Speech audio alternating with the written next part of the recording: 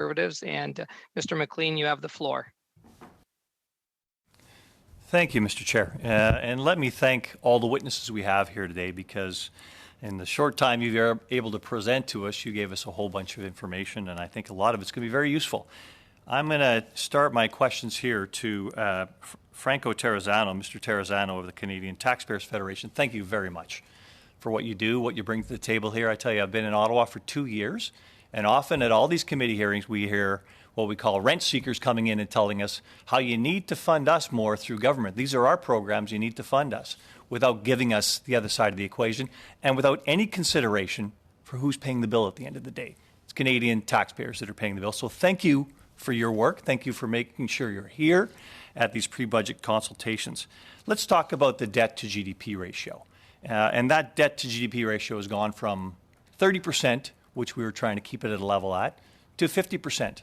And now the government proposes to keep it at that 50% level, even though our GDP is increasing. Can you comment on that quickly, please? Apologies. Thank you for the question, member. It's an absolutely staggering amount.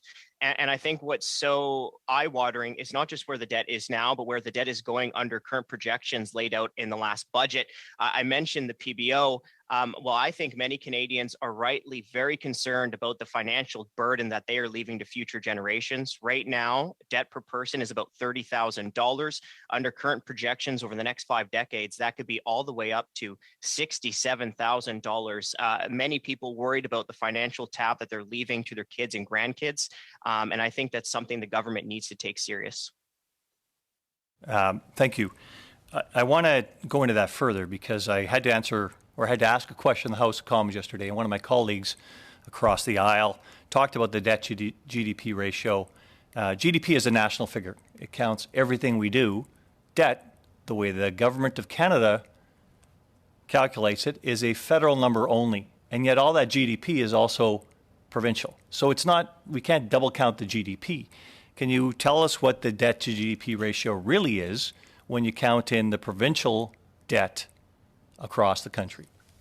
Well, it is true that gross debt is much higher than net debt. Now, one thing that I want to bring up, member, with respect, is that I talked about these projections of 5 decades of deficits. Now, that is startling in and of itself, but the PBO also estimates their data that it would take another at least 2 decades to finally pay off that debt. So I think many taxpayers that are currently living are wondering if they'll ever live to see a debt-free Canada. And even more startling is the fact that the PBO assumes relatively low interest rates. It assumes a steady upward march of economic growth. So I think we should all be concerned what happens if interest rates tick up, and what happens if we stumble into another downturn unrelated to the pandemic.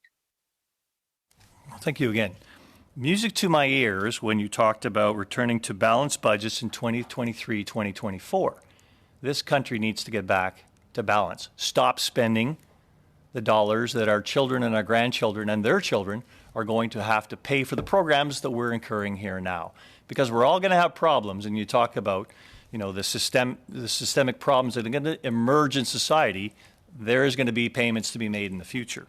I want to talk about the $560 billion that went out the door since the pandemic.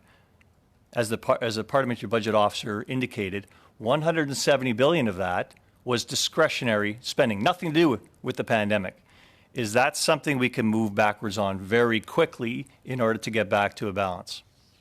Absolutely. I mean, we have to remember, and this is what I noted also in the full budget submission, is that you could balance the federal budget in 2023-24 simply by going back to spending a few years ago, pre-pandemic, which was already all-time highs. So in 2018-19, you had the federal government spending more than no Canada-wide recession than it did during any single year during World War II. One of the other concerns that we're hearing from so many Canadians, of course, is inflation, especially when you have the Bank of Canada, which the printing press has been on overdrive, $370 billion printed out of thin air. And of course, the more dollars that the Bank of Canada buys, the less that our dollars in our savings account and our retirement account can purchase.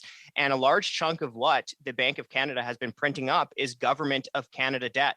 So it sure seems like Ottawa is financing a good chunk of its deficits by using the printing press. Yes, of course, and thank you for that, how we're financing it.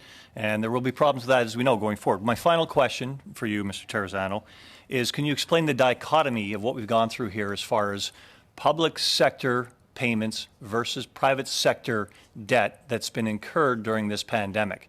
That is, the public sector has continued to grow their expenses significantly, and the private sector has borne the entire burden of everything that's happened in this pandemic, including lockdowns, including cutbacks, including unemployment. Can I get your comment on that, please? It's unfortunate to say this, but we're not all in this together. We've seen the private sector, so many people lose their jobs, take a pay cut, maybe even lose their small business, but we've seen no restraint from the federal government actually spending more on everything forever. We've seen more than 312,000 federal government employees receive a pay raise while their neighbors in the private sector struggle. We've seen more government employees. We still have less jobs in the private sector than pre-pandemic. Thank you, Mr. McLean. You got it.